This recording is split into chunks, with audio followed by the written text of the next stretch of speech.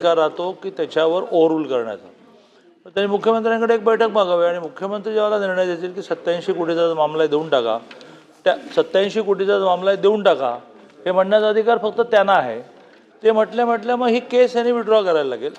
पण तो निर्णय माननीय मुख्यमंत्र्यांनी देण्याच्या आधी त्यांना मी समजा असं आवाहन केलं की केस विड्रॉ करा, हे विड्रॉ करून बसतील आणि सध्याच्या राज्याच्या आर्थिक स्थितीमध्ये समजा हे मुख्यमंत्री लेवललाही मान्य नाही झालं तर मोठी पंचायत होईल. थोडं थांबा, अधिवेशन काळातच मुख्यमंत्र्यांबरोबर बैठक मागा.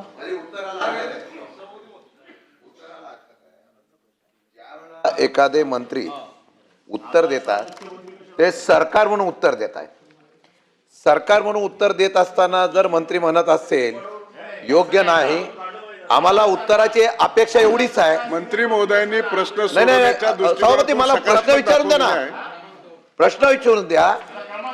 आमचा म्हणणं नाही, परत सांगतो, आपण मीडियाच्या समोर सुद्धा सांगितलेलं आहे, बाहेरही सांगितलेलं आहे, प्राध्यापकांची रिक्त पदं सुद्धा आम्हाला भरायची आहे. ऐका ना, मी बोलतो, माझी चूक असेल मला दुरुस्त करून द्या.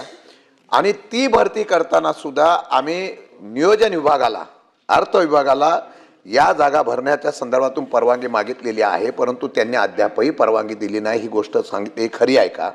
आणि तशा पद्धतीने नियोजन विभागाने, अर्थ विभागाने तुम्हाला जर आर्थिक व्यवस्था दिल्याच्या संदर्भातून भरती करण्यासाठी जर तुम्हाला परवानगी दिली नसेल तर ती कधी करणार आहात? आणि तुम्हाला त्या पद्धतीने आपण ह्यासाठी सुद्धा जो पैसा किंवा आर्थिक व्यवहार लागणार आहे तो देण्यासाठी शासनाने परवानगी दिली आहे का? सोपं, शशिकांतजींनी माझं काम खूपच सोपं केलं. 5,500 प्राध्यापकांच्या भरतीमध्ये सुद्धा वारंवार वित्त आणि नियोजन परवानगी देईनात. त्यावेळेला मी मुख्यमंत्र्यांबरोबर बैठक घेतली. मुख्यमंत्र्यांनी आदेश दिला की ताबडतोब भरा. त्यामुळे फॉर युअर काइंड इन्फॉर्मेशन गेले काही दिवस तुम्ही अन्य व्यापात आहात, ही परवानगी मिळाली नाही. GR निघाला 5,500 प्राध्यापकांची भरती. तेच मी सुचवतोय माननीय सभापती महोदय, तेच मी यांना सुचवतोय की मुख्यमंत्र्यांबरोबर बैठक घ्या. तुम्ही मागा, अरे तुम्ही मागा तर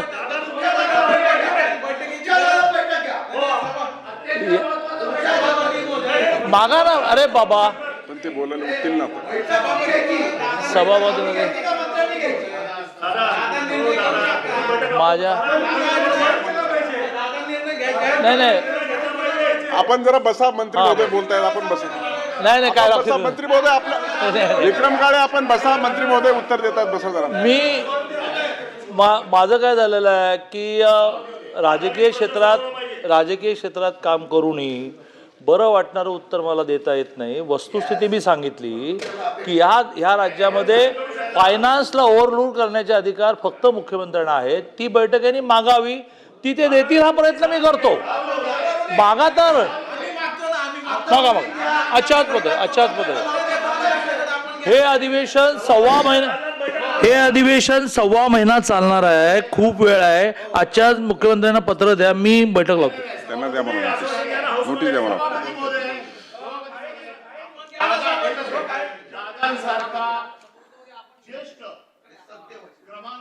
मंत्री ज्या वेळेला या सभागृहात हतबलता दाखवतोय, हतबलता नाहीये, ही हतबलताच आहे.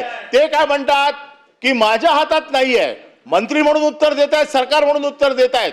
त्यांच्या हातात नसलं तरी त्यांनी या सभागृहात हे दाखवून नाही दिलं पाहिजे की त्यांच्या हातात नाहीये म्हणून. मंत्री त्यांनी असं सांगितलं पाहिजे की मी कसंही करून घेतो. दादांकडनं आमची ही अपेक्षा आहे. मुख्यमंत्र्यांच्या शर्यतीत असलेला माणूस ज्या वेळेला असं म्हणतो प्रश्नाची दिशा की माझं ऐकलं जात नाहीये किंवा माझ्या अधिकाराच्या बाहेर आहे, आपण मार्गदर्शन करावं की यांच्याकडनं आम्हाला अपेक्षा आहे, यांनी ती बैठक लावावी, त्यांनी त्यांची हतबलता कुठे दाखवायची तिकडे दाखवावी. परंतु या उच्च सभागृहात एखाद्या ज्येष्ठ मंत्र्याने आपली अशा प्रकारची हतबलता दाखवणं हे काय या सभागृहाला शोभत नाही. मंत्री महोदय आणि आजच्यात मला एक पत्र द्यावं. पत्र द्यावं ना, मी बैठक लावून देतो. चला बसा. प्रश्न आता मला असं वाटतं की प्रश्न माननीय मंत्री महोदयांनी माननीय मंत्री महोदयांनी आपल्या सगळ्या प्रश्नाशी सकारात्मक उत्तर देत असताना अतिशय वस्तुनिष्ठ आपल्या समोर माहिती दिलेली आहे.